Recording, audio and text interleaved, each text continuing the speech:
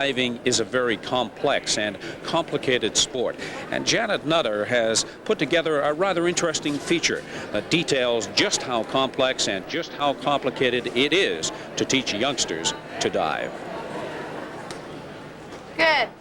Okay. Here at the Nepean Sportsplex, the Learn to Dive program is first introduced to the 4 to 6-year-olds. Right from the start, Christina Pattison teaches the technical skills as well as the safety and fun aspects of the sport. The Learn to Dive program that we follow is very individual.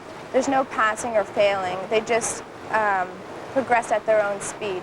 But generally speaking, a child, after taking Learn to Dive class for 10 weeks, can do a front dive and a back dive, as well as jumps.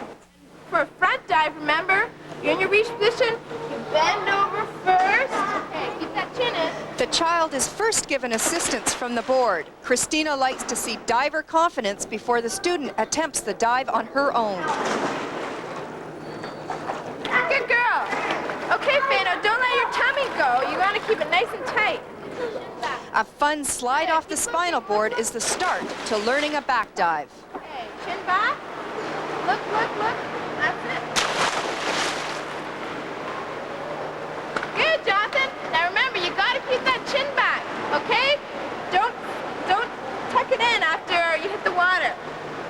Then the diver tries performing the dive alone. Talent identification begins at an early age. You can always identify the kids that have a natural grace, and that's very, very important. If a kid is usually very tight when they go in the water all the time. Another thing is gymnasts.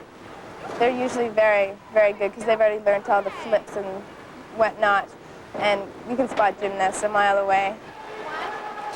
Once the basic skills are acquired, the next age group, the 8 to 11-year-olds, are taught some of the more difficult skills, as well as learning the basic dives from the lower platforms.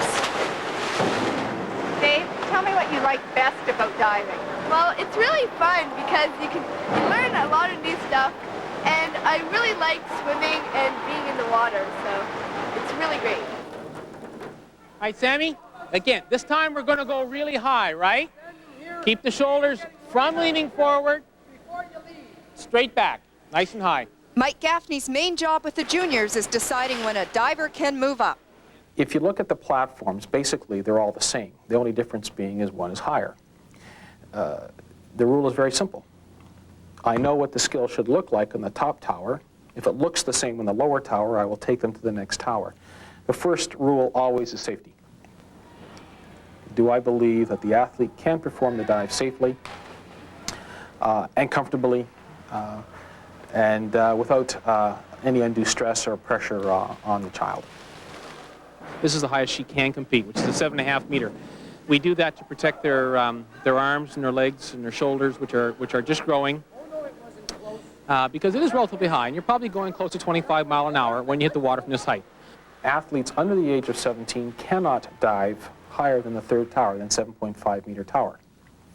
And that was put in several years ago specifically to protect the athletes in the long term. The best in the world are going to take 10 to 15 years to get there. There's no rush to get up there. Perfect the skills at the lower level, and we'll move them up in time. What key items do you look for in a youngster that wants to make it to the top? I look for kids who are willing to make a commitment. Can they handle the fear? Diving is fearful. And finally, I think, do they like it?